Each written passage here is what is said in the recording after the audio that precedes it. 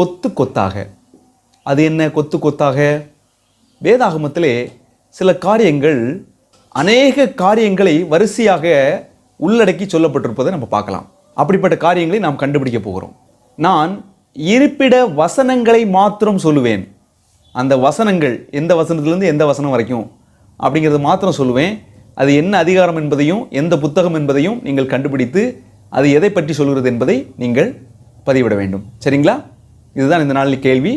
முதலாவது எடுத்துக்காட்டாக ஒரு கேள்வியை நான் சொல்கிறேன். 3 முதல் 17 வசனங்கள் வரைக்கும் 3 முதல் 17 வசனங்கள் வரைக்கும் ஒரு பகுதியை உள்ளடக்கிய காரியங்கள்.